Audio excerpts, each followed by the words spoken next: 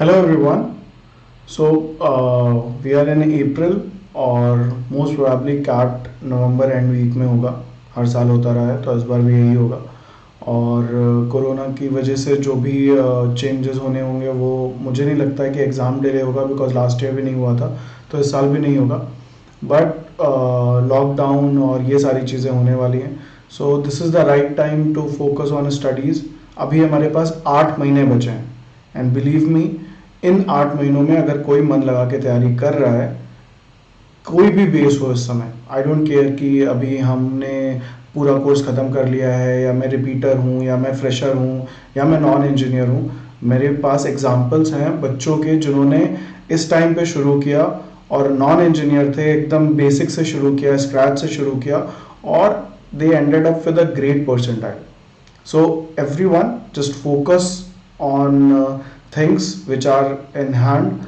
जो अभी टाइम है हमारे पास उस पर फोकस करो और तैयारी करने में लग जाओ। और अगर तैयारी करना शुरू कर दोगे तो कोई भी ऐसा नहीं है जिसकी अच्छी परसेंटाइल ना आए और उसको एक अच्छा कॉलेज ना मिले। So to help you all we have started with this series, जिसमें हम लोग हर दिन 10 कॉन्ट्स के क्वेश्चन का एक वीडियो सॉल्यूशन बनाएंगे और उसको अपने यूट्यूब चैनल पे अपलोड करेंगे। जब वीडियो चल रहा होगा क्वेश्चंस दिखेंगे, ideally you can pause the video, you can solve the question and then check the solution. Video solution important क्यों है, सॉल्यूशन देखना इंपॉर्टेंट क्यों है? बिकॉज जो मैंने देखा है अपने स्टूडेंट्स के साथ कि बच्चे कहीं से भी कुछ भी नंबर्स ला के सोल्यूशन तक पहुंच जाते हैं, मतलब आंसर्स तक पहुंच जाते हैं, बट जो उनका मेथड होता है वो सही नहीं होता है। सो अभी का जो टाइम है, अभी का जो प्रिपरेशन का फेज है, उसमें आंसर इज नॉट इम्पॉर्टेंट, उसमें मेथड इज इम्पॉर्टेंट, उसमें सॉल्यूशन तक पहुंचना इम्पॉर्टेंट है। तो इसलिए सॉल्यूशन देखना बहुत ज़रूरी है कि कैसे मैं कर रहा हूँ और आप लोगों ने जो किया है वो कैसे किया है। If the method is same, if the approach is same, बहुत अच्छी बात है। If you think that your approach is better than what and how I have solve, it is possible, ये हो सकता है। बिकॉज मैं बहुत स्क्रैच से करता हूँ हर चीज़ों को और मैं बहुत ज़्यादा ट्रिक्स वगैरह पे नहीं जाता हूँ, बहुत बेसिक तरीके से सॉल्व करता हूँ और अपने आंसर्स पे आ जाता हूँ। लेकिन फिर भी अगर आपको लगता है कि कोई मेथड है जो बहुत इनोवेटिव है, put it in the comment section, I will go through it, I will review the comment and अगर अच्छा होगा तो डेफिनेटली मैं नेक्स्ट वीडियो में I will code that solution, that method and everything. So let's not waste time और शुरू करते हैं आज के सेट्स के साथ। आज हम लोग परसेंटेज के क्वेश्चंस को सॉल्व करेंगे और लास्ट क्वेश्चन तक देखना। लास्ट के क्वेश्चंस के बाद I will give you hint of the planner video which we are going to put about these 8 months की इन 8 महीनों में कैसे तैयारी करनी है, और भी बहुत सारी चीज़ों पे हम लोग बातें करते रहेंगे। सो बिना टाइम वेस्ट किए let's start the question solving stage. तो अभी I think you must be able to see this question on your screen. Video को पॉज करो, क्वेश्चन को सॉल्व करो और फिर चेक करो कि सॉल्यूशन कैसा है। ओके, सो आई थिंक आप लोगों ने अपना पढ़ना और क्वेश्चन सॉल्व करना शुरू कर दिया होगा। Let me just go through the question. So suppose that an equal number of persons are born on each day. So equal number of persons are born on each day, ठीक है। What will be the percentage of persons whose birthday will fall on 29th February? 29th February की बात हो रही है। कितने percentage of people हैं या लोग हैं जिनका बर्थडे 29th February को होगा? सो लेट्स एज्यूम कि हर दिन x लोगों का बर्थडे हो रहा है, x persons birthday falls on each day. और बिकॉज 29th February है तो हम लोग जो टोटल नंबर ऑफ डेज लेंगे, टोटल नंबर ऑफ डेज हम लोग 366 लेंगे। So total number of days we'll take as 366. Now we need to calculate percentage of people जिनका birthday 29th February को हो. So absolute value upon base value into 100, this gives you percentage. Absolute value वो value है जिसका हमको percentage निकालना है। इस केस में वो है वो लोग जिनका बर्थडे 29 फरवरी को है, that is these x people. तो ये x हो गया। बेस वैल्यू ये है जो टोटल वैल्यू है जिसपे हम लोग परसेंटेज कैलकुलेट कर रहे हैं, वो हो गया वो सारे लोग जिनका बर्थडे इन 366 डेज में पड़ेगा। तो अगर हर दिन x लोगों का बर्थडे हो रहा है तो 366 डेज में कितने लोगों का बर्थडे हो जाएगा? 366 x days, x people into 100, ये और ये कट जाएगा। Now if you solve 100 by 366, I'm not going to solve this thing. You have calculator facility और सब कुछ है. इसको अगर solve करोगे so you will end up with the answer 0.273%. So I think सब लोगों ने solve कर लिया होगा. जिन जिन लोगों का solve हो गया है just put it in the comment section कि solve कर लिया है. Let's move to the next question. Now question number 2 says a student took 5 papers in an examination. उसने 5 पेपर लिखे where the full marks were the same for each paper. full marks जो है वो same है सारे papers के लिए. His marks in these papers were in the proportion of 6:7:8:9:10. तो अब हम इस proportion को सबसे पहले, ये relative value है, इसको हम absolute value में convert कर लेते हैं. तो proportion को या ratio को absolute value में convert करने के लिए we multiply it with a variable. तो अब यहाँ पे हम लोग क्या करेंगे, मान लेते हैं पेपर 1 में उसके 6x मार्क्स आए, पेपर 2 में 7x, पेपर 3 में 8x, पेपर 4 में 9x और पेपर 5 में 10x मार्क्स उसके आए. Now total marks are same. Let's say total marks y हैं, हर सब्जेक्ट में टोटल मार्क्स जो हैं वो हैं y. अब ये बोल रहा है कि जो उसके टोटल मार्क्स आए हैं वो 60% ऑफ द टोटल मार्क्स है. तो उसके कितने नंबर आए हैं? Let's add it all together. सो 6 + 7 13 + 8 21 + 9 30 और 10 40x. और टोटल मार्क्स कितने हैं हमारे पास? 5y. Now this 40x is 60% of 5y. तो अगेन सेम फॉर्मूला जो पिछले क्वेश्चन में हमने यूज किया, absolute value upon base value into 100. Absolute value हो जाएगा 40x, बेस वैल्यू हो जाएगा 5y into 100 is equal to 60. अब इसको अगर सॉल्व करो तो ये हो गया 8x into 100 is equal to x upon y into 100 is equal to 60 upon 8. That is x is equal to और 100x is equal to 60/8y. ये हमारे पास एक रिलेशनशिप आ गई. अब हमें क्या बताना है? हमें बताना है number of papers in which he got more than 50% marks, यानी कि y/2 से ज्यादा नंबर आने चाहिए. अब y को अगर हम x के रिस्पेक्ट में लिखें तो y equals to 8 into 100x upon 60. So let's replace it here. So it is 8 into 100x upon 60 into 2. तो ये हो गया 4, ये हो गया 15, ये हो गया 3 और ये हो गया 20. That is 20x/3. इसको और हम लोग अगर सॉल्व करेंगे तो ये हो जाएगा 6 point something x. यानी कि 6 point something से ज्यादा नंबर जिस जिस पेपर में आए होंगे उनमें सब में उसके 50% से ज्यादा मार्क्स आए हैं. So now let's check those papers. तो ये नहीं हो सकता है बिकॉज ये 6x है. इसके अलावा ये भी हो सकता है, ये भी हो सकता है, ये भी हो सकता है और ये भी हो सकता है. तो 4 पेपर में उसके 50% से ज्यादा मार्क्स आए हैं. So your answer is option number C, that is 4. I hope सबका सही आया हुआ होगा.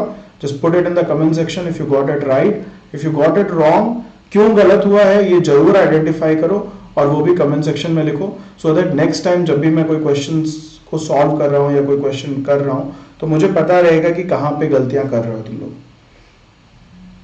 Let's move to the next one. Next question है, 1 bacteria splits into 8 bacteria of the next generation. तो एक बैक्टीरिया स्प्लिट हो जाता है 8 बैक्टीरियाज में.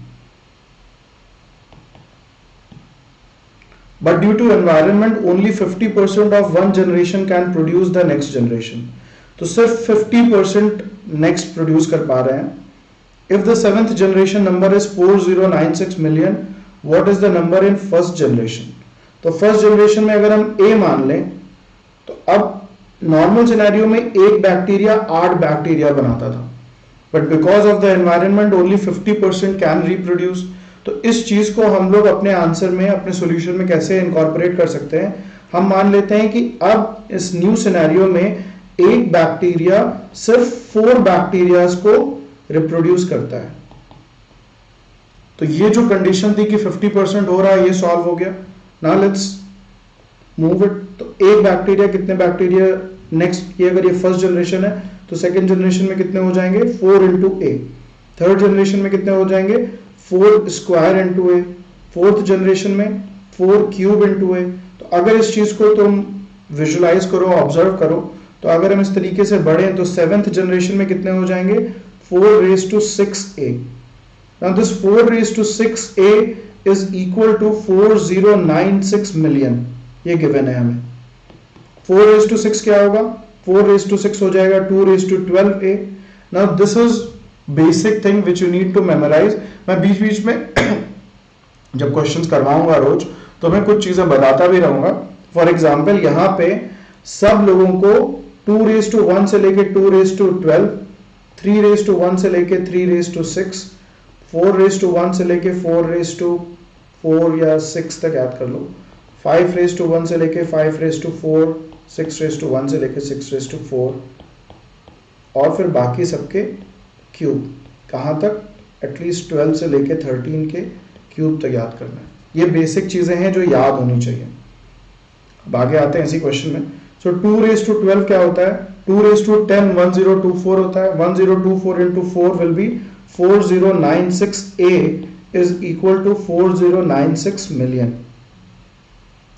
अब क्या हो रहा है, 4096 कट गया तो a क्या हो रहा है, 1 million। एकदम सिंपल क्वेश्चन है।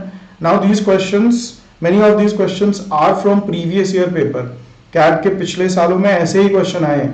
सो यू कैन सी कि कितने सिंपल क्वेश्चन है। अगर पढ़ोगे, मेहनत करोगे, then you can easily crack all these question. So answer क्या होगा हमारा, option A which is 1 million। I hope सबका सही होगा। Let's move to next one. Fourth question, the price of a Maruti car rises by 30%। तो 30% से rise कर रहा है, यानी कि इंक्रीज कर रहा है। सो 30% इंक्रीज क्या होगा, 30% इंक्रीज का मतलब होगा 13/10। अगर हम मल्टीप्लाइंग फैक्टर की बात करें तो 13/10 होगा। While the sales of the car comes down by 20%। तो ये तो था हमारा प्राइस, और सेल्स का क्या हो रहा है, सेल्स 20% डिक्रीज हो रही है। तो उसका मतलब क्या हुआ, 20% डिक्रीज का मतलब हुआ 8/10, 80% रह जा रहा है। तो मल्टीप्लाइंग फैक्टर हम क्या यूज करेंगे, 8/10। Now it says what is the percentage change in the total revenue। So initially total revenue कितना रहा होगा, प्राइस इनटू सेल्स, और अभी फाइनली कितना हो गया, या चेंज्ड वैल्यू कितनी हो गई, चेंज्ड वैल्यू हो गई 13/10 into P into 8/10 into S. That is 13 into 8 कितना होता है, 13 7 91, 13 8 104 बाई 100 PS। सो ये जो मल्टीप्लाइंग फैक्टर है ये ओरिजिनल वैल्यू थी, इस पे जो मल्टीप्लाइंग फैक्टर लग रहा है ये ग्रेटर देन 1 है। इसका मतलब इंक्रीज हो रहा है। कितने का इंक्रीज हो रहा है, 4/100 का। दैट मींस 4% इंक्रीज हो रहा है। So your answer is option number C. So बहुत ही सिंपल था, एकदम स्ट्रेट फॉरवर्ड वे से सॉल्व हो जाएगा। और मैं सॉल्व कर रहा हूँ, एक्सप्लेन कर रहा हूँ, सारी चीजें लिख रहा हूँ, तो भले मुझे 1 मिनट 1.5 मिनट लग रहा हो, बट अगर मैं क्वेश्चन एग्जाम में सॉल्व करूंगा या आप लोग एग्जाम में सॉल्व करोगे, so you can solve it in 30 seconds. तो बहुत ज्यादा कुछ भी एज्यूम नहीं करना है। मल्टीप्लाइंग फैक्टर को बहुत अच्छे से याद रखना है। If you do not have any knowledge about multiplying factor, please learn about multiplying factor, it is very important. So percentage के क्वेश्चन, प्रॉफिट लॉस के क्वेश्चन सब मल्टीप्लाइंग फैक्टर से हो जाएंगे। नेक्स्ट क्वेश्चन में आते हैं। Again, pause the video, solve the question and check the solution. A college has raised 75% of the amount it needs for a new building by receiving an average donation of rupees 600 from the people already solicited. तो 75% of the amount उसने generate कर लिया। 75% का मतलब होता है 3/4। सो 3/4 amount generate हो गया है। कैसे हुआ है, by receiving donation of rupees 600, that is 600 into कितने लोगों से हुआ है, from the people already solicited. फिर आगे क्या दे रहा है, the people already solicited represent 60% of the people the college will ask for donations. यानी कि 60% ऑफ द पीपल जिनसे वो डोनेशन मांगेंगे उनसे इतना अमाउंट आ गया है, यानी कि 6/10 into number of people whom they are going to ask. So 3/4A is equal to 600 into 6/10 into P. अब अगर हम लोग इसको सॉल्व करें, ये और ये कट गया 3 से ये कट गया 2, so अमाउंट टोटल कितना चाहिए था, अमाउंट चाहिए था 8 into 60 into P. So this is the amount that was required. अभी कितना अमाउंट रह गया, 3/4 हमने ले लिया है, 1/4 ऑफ A यानी कि 1/4 into 8 into 60 into P amount हमें अभी और लेना है। कितने लोगों से लेना है, 6/10 लोगों से ले चुके हैं, तो 4/10 into P लोगों से लेना है। मान लेते हैं कि X अमाउंट सबसे ले रहे हैं। क्वेश्चन क्या था, if the college is to raise exactly the amount needed for the new building, what should be the average donation from the remaining people to be solicited. तो एवरेज डोनेशन हम मान लेते हैं कि x है। अब इसको सॉल्व कर लेते हैं। सो ये p और ये p कैंसिल हो गया, 4 से ये 2 कैंसिल हो गया, 2 से ये 2 हो गया और ये हो गया 30। तो x की वैल्यू हो गई 300। So you need to ask for 300 rupees from the remaining 4/10 of the people whom you are going to ask for the amount. I hope कि सबने सही से सॉल्व किया होगा। Let's move to the next one. Now next question says a report consists of 20 sheets. तो हमारे पास 20 sheets हैं, ईच ऑफ 55 लाइन्स, तो उसमें 55 लाइन्स हैं, and each such line consist of 65 characters into 65, इतने टोटल हमारे पास कैरेक्टर्स हैं। तो 20 शीट्स इंटू 55 लाइन्स, क्योंकि हर शीट में 55 लाइन है, तो 20 शीट्स में टोटल कितनी लाइन्स हो जाएंगी, 20 इंटू 55, और हर लाइन में 65 कैरेक्टर है। तो अगर इतनी लाइन्स हैं तो टोटल कैरेक्टर्स कितने हो जाएंगे, इंटू 65। तो ये हमारे टोटल कैरेक्टर्स हैं इस रिपोर्ट में। फिर क्या कह रहा है, this report is reduced on to sheets each of 65 lines. अब हमारे पास सिर्फ 65 लाइन्स हैं, पहले 55 थी, अब हमारे पास लाइन्स बढ़ गई, such that each line consist of 70 characters, characters भी बढ़ गए। The percentage reduction in number of sheets is closest to, तो इसको अगर हम S मान लें, नंबर ऑफ शीट्स जो नई चाहिए वो उनको S मान लें, तो ये दोनों इक्वल होने चाहिए, क्योंकि रिपोर्ट तो सेम है तो कैरेक्टर्स तो सेम ही होंगे। अब अगर इसको हम सॉल्व करें तो 65 कट गया, ये हो गया 5 से कैंसिल करेंगे तो 14 हो गया, ये हो गया 4, ये 2, ये 7। सो S इज इक्वल टू 110/7। इतनी शीट्स हमें चाहिए। अब परसेंटेज रिडक्शन पूछ रहा है, तो पहले तो हम मल्टीप्लाइंग फैक्टर निकाल लेंगे, which is 110/7 into original which is 20। तो ये एब्सोल्यूट वैल्यू हो गया, ये बेस वैल्यू हो गया, इसका हमने परसेंटेज निकाल लिया। तो ये मल्टीप्लाइंग फैक्टर क्या हो रहा है, 110/140, that is 11/14। Now you can see that it is a reduction because this multiplying factor is less than 1. Reduction कितने का है, क्योंकि यहाँ पे रिडक्शन पूछा है, तो रिडक्शन कितने का है, 3/14 का है। अब 3/14 इंटू परसेंटेज क्या होता है, 1/14 is around 7.14, so it is 3 into 7.14, that is 21 point something। क्योंकि क्लोजेस्ट टू पूछ रहा है, अप्रोक्सीमेट वैल्यू पूछ रहा है, so we'll mark option A and we'll move to the next question। Next question देखते हैं। The number of votes not cast for the Praja Party increased by 25% in the national general election over those not cast for it in the previous assembly polls। तो पिछले पोल में, assembly poles में, यहां पे अगर हम असेंबली पोल्स लिखते हैं, असेंबली पोल्स में अगर उसको X मिले थे और Y नहीं मिले थे, तो नॉट कास्ट जो है वो इंक्रीज हो गया है 25% से।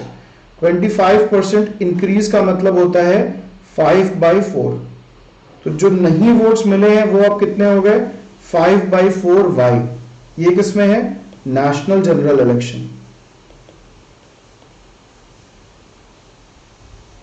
तो मिले कितने होंगे, क्योंकि दिया हुआ है क्वेश्चन में, and the Praja party lost by majority twice as large as that by which it had won the assembly polls if a total 2,60,000 people voted each time. दोनों ही बार 2,60,000 पीपल ने वोट किया है। तो नंबर ऑफ पीपल अगर same है तो यहां पे y/4 बढ़ा है, तो इधर y/4 कम हो गया होगा। नाउ इन असेंबली पोल्स प्रजा पार्टी जीती थी और यहां पे हार गई थी। तो जीतने का मतलब है ये रिसीव्ड है, ये नॉट रिसीव्ड है। तो जीतने का मतलब है x माइनस वाई से जीती, और हारी कितने से, 5y/4 minus x minus y/4 इतने से हार गई। अब वो कह रहा है कि Praja party lost by a majority twice as large. तो इसका मतलब ये चीज जो है इसकी ट्वाइस है, तो यहां पे हमने 2 से मल्टीप्लाई कर दिया। और अब हम इसको अगर सॉल्व करें तो 2x minus 2y is equal to 5y/4 minus x plus y/4। If you take this x this side and y this side तो हो जाएगा 3x is equal to 5y/4 plus y/4 6y/4 plus 2y that is 14y/4। तो x की value हो जाएगी 14y/12। Now it is given to us that total people were this, तो हम कह सकते हैं कि x plus y is equal to 2,60,000. Replace x by this y, so ये 14y/12 plus y is equal to 2,60,000. Further this becomes 26y/12 is equal to 2,60,000. Solve करो अगर तो ये कट गया 1 and y is equal to 1,20,000। पूछा गया है how many people voted for the Praja party in the previous assembly polls. Voted पूछा है, तो प्रीवियस असेंबली पोल में कितने लोगों ने वोट किया, इन x लोगों ने वोट किया था। y की वैल्यू हमें पता है ये है, और x और y के बीच का रिलेशनशिप भी पता है, तो y की जगह हम इसको रख देते हैं। तो x equals to 14 into 1,20,000 by 12, that gives us 10,000 into 14, that is 1,40,000. So your answer is option number C. तो प्लीज ये ध्यान देना कि क्वेश्चन में पूछा क्या गया है। बहुत बार लोग मिस्टेक करेंगे, जिनका 1,20,000 आएगा वो 1,20,000 मार्क करके चले आएंगे, जिसका जो भी वैल्यू आएगी फाइनली वो मार्क करके चला आएगा। तो ये बहुत इंपॉर्टेंट होता है कि हम ये देख लें कि क्वेश्चन में क्या पूछा गया है। लास्ट ईयर के कैट के एग्जाम में, लास्ट ईयर या लास्ट ईयर के एग्जाम में इट हैपेंड विद मी, मैंने एक क्वेश्चन सॉल्व किया, फिर मैं आगे चला गया नेक्स्ट क्वेश्चन में, एंड देन आई रियलाइज्ड कि शायद कुछ गलती हुई है। वापस जाके मैंने देखा तो मैंने मार्क कुछ और किया हुआ था और क्वेश्चन में इसी तरीके से पूछा कुछ और था, and I changed it and I got +3, otherwise वो -1 हो जाता। तो इसलिए बहुत इंपॉर्टेंट है, तो please don't do this kind of silly mistakes, इससे प्लीज अपने आप को बचाओ। नेक्स्ट क्वेश्चन पे मूव करते हैं। Question number 8, the rate of increase of the price of sugar is observed to be 2% more than the inflation rate expressed in percentage. The price of sugar on January 1, 1994 is 20. So January 1, 1994 में ₹20 था price. Inflation rate of year 1994 and 1995 was expected to be 8%. Inflation 8% है। So price, increase of price कितना होगा? Increase in price होगा +2 10%। अब पूछ रहा है 1996 में कितना प्राइस होगा, तो 10% इंक्रीज का मतलब होता है मल्टीप्लाइंग फैक्टर ऑफ 11/10। तो अब हमें अगर 2 साल बाद निकालना है, 1996 में निकालना है, तो हमें कुछ नहीं करना है, 20 इंटू 11/10 इंटू 11/10, ये और ये कट गया, 2 हो गया, that is 2 into 121/10, that is 24.2. It is answer is option number C. बहुत ही सिंपल है, it's successive percentage change, multiplying factor को यूज करो. You can also use that formula a plus B plus A B और वो वाला, but उसकी ज़रूरत नहीं पड़ती है, बहुत रेयरली उसकी ज़रूरत पड़ती है. If you are good with multiplying factors you can just solve most of the questions using multiplying factor. 9th question. In 2001 the transportation cost of an item was 30% of its manufacturing cost. So manufacturing cost को अगर हम m मान लें तो transportation cost है 3/10 of m. From 2001 to 2002 its manufacturing cost went up by 20%. तो नई manufacturing cost क्या हो गई, 20% increase हो रहा है. 20% increase का मतलब 20% का मतलब होता है 1/5, तो इंक्रीज का मतलब हो जाएगा 6/5. सो न्यू मैन्युफैक्चरिंग कॉस्ट हो गई 6/5 m. It's transportation cost in 2002 was 33. So this is some typo, so it is 33 1/3%, that is 100/3%, or we can say 1/3 fraction. So its transportation cost in 2003 was 1/3 of its manufacturing cost in that year. तो ये हो जाएगा 1/3 into 6/5 m. By what percent should the total cost in 2002 be reduced to bring it back to that in 2001?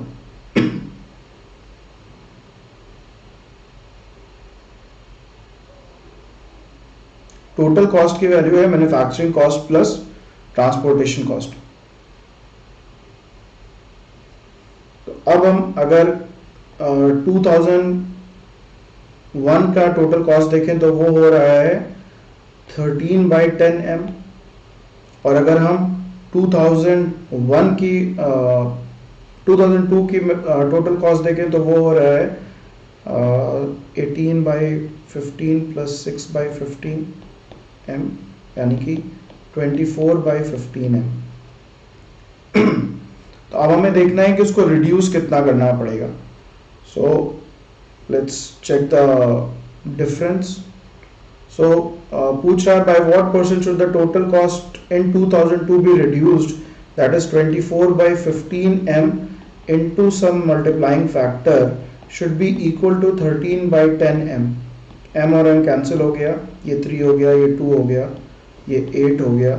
So mf is equal to 13/16. That means reduction करना है हमें, because ये less than 1 है. कितना रिडक्शन करना है, 3/16 का reduction करना है. Now what is 3/16? You can just solve it. So into 100 से मल्टीप्लाई कर देते हैं. ये 4 हो गया, ये 25 हो गया, दैट इज 75/4, और ये हो जाएगा 4 1 4, 4 8 32, 4 7 28 and 5. That is, your answer is 18.75%. तो कोई डिफिकल्ट नहीं था, बस क्वेश्चन अरिथमेटिक के जो होंगे उनकी जो लेंथ होगी वो बहुत ज़्यादा होगी, लेंथी क्वेश्चंस होंगे. तो कैट के पेपर में भी क्वेश्चन बहुत बड़ा होगा, उसके अंदर स्टोरी बहुत लंबी कहानी होगी, तो उस कहानी को देख के, उसकी लेंथ को देख के परेशान नहीं होना है. जस्ट अपने मतलब की इंफॉर्मेशन को उससे एक्सट्रैक्ट करो और उसको प्रॉपरली मैथमेटिकल फॉर्मूलेज और इक्वेशंस में पुट करो, and then you are able to solve all the questions. Last question है आज का. Last year team Catapult has started online classes for MBA prep. 83.33% of total enrolled students ended up getting more than 90 percentile. So now 83.33% का मतलब क्या होता है? This is equal to 5/6. Again मैंने बोला हुआ है, इसको याद कर लो. तो ये कह रहा है कि 5/6 of total enrolled students got more than 90 percentile. So 90 plus percentile आई है। 10% ऑफ द रिमेनिंग स्टूडेंट्स, तो रिमेनिंग स्टूडेंट्स कितने हुए, 1/6 ऑफ टोटल एनरोल्ड, उसका 10% यानी कि 1/10 they got between 80 to 90 percentile.